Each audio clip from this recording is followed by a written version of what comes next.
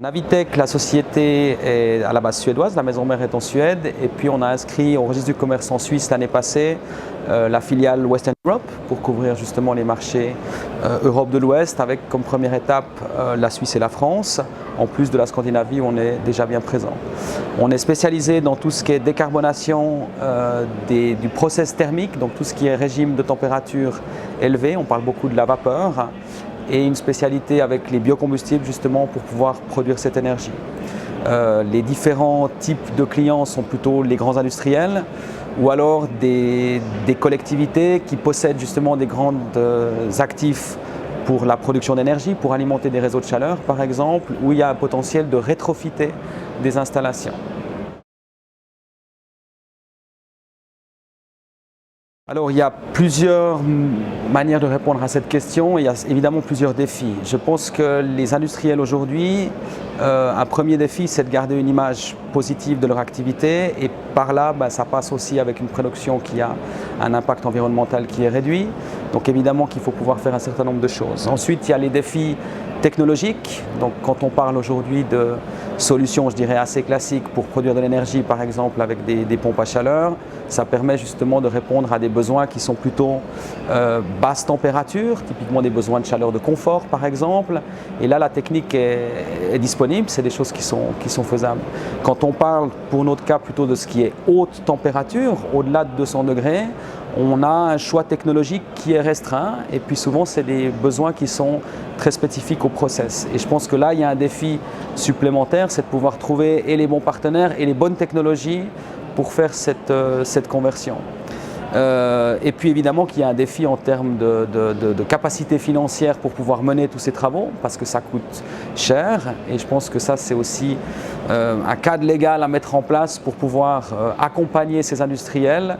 Donc la manière avec laquelle on va pouvoir subventionner par exemple ces projets où je pense, alors la réalité de la Suisse est un peu différente de la réalité de la France, en tout cas c'est ce que je constate, mais les choses se mettent en place. Alors on a des très beaux projets en cours aujourd'hui, donc on a deux types de projets, nous, ce qu'on appelle les projets Greenfield, qui sont des nouvelles installations, où là justement on a plusieurs projets et en Suède et aussi en Europe de l'Ouest. Un grand projet est un projet qu'on mène à Bâle en Suisse, donc qui est la place numéro 1 au niveau de l'industrie pharmaceutique. Et puis là on installe une nouvelle installation pour produire de la vapeur surchauffée à 450 degrés 64 bars pour entraîner une turbine à contre-pression et puis derrière cette vapeur elle est consommée directement par un grand site industriel dans l'industrie pharmaceutique.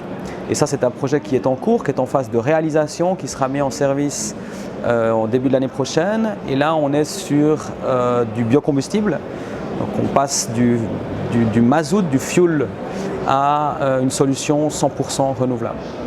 Donc ça c'est un de nos projets et puis en termes d'autres types de projets intéressants, c'est tout ce qui concerne le rétrofit d'installation où là on va accompagner des grands industriels justement qui utilisent encore beaucoup d'énergie fossile pour des procédés de séchage par exemple, où là on va justement faire une intervention, pas sur l'ensemble de l'équipement, mais sur une partie de l'équipement qui consiste justement à remplacer je dirais la solution charbon dans ce cas-là par une solution multicombustible biomasse.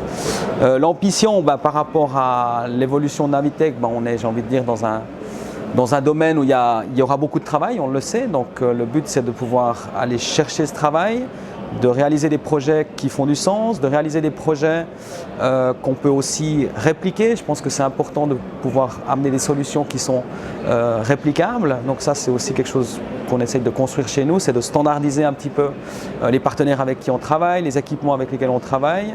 Et puis je dirais que c'est plus une ambition, un défi. L'équipe doit grandir, donc il faut recruter des gens, il faut trouver les bonnes personnes justement pour mener ces projets. Puis après, voilà, je pense que par opportunité, on sera prêt à suivre d'autres de nos clients, peut-être au-delà même des frontières européennes. Voilà, il y a beaucoup de choses qui vont se passer dans d'autres pays, donc voilà. Alors, cadre réglementaire clair, ça c'est important. Cadre réglementaire strict, je pense que c'est aussi une nécessité. On doit aujourd'hui imposer à ces grands industriels de faire certains efforts. Beaucoup ont déjà des budgets, ont déjà commencé justement de définir ces feuilles de route pour décarboner. Mais le cadre légal, je prends l'exemple de la Suisse qui a mis en place il y a plus de 10 ans le cadre légal sur les grands consommateurs où on oblige justement à partir d'une certaine quantité d'énergie consommée, ces industriels de faire des diagnostics énergétiques, de connaître les projets justement qu'ils doivent mettre en œuvre et puis quel est l'impact de ces projets, c'est nécessaire. Donc un cadre légal me semble absolument nécessaire. Par contre, on ne peut pas imposer sans soutenir. Donc à partir de là, les modèles de subvention sont aussi importants. En France, il y a beaucoup de choses qui se mettent en place aujourd'hui avec l'ADEME, enfin il y a beaucoup de programmes très intéressants. Bon, il y a l'État, il y a les régions, il y a différentes manières justement de pouvoir trouver du financement. Et puis ça fait partie des projets. Il faut pouvoir justement rapidement aller solliciter ces subventions.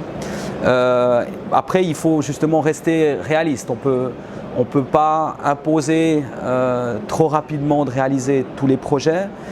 Il faut pouvoir justement évaluer la pertinence de certains projets. Certains vont être faciles à mettre en œuvre, d'autres un peu moins. Et puis je pense que ça c'est un peu au cas par cas qu'il faut pouvoir évaluer les solutions.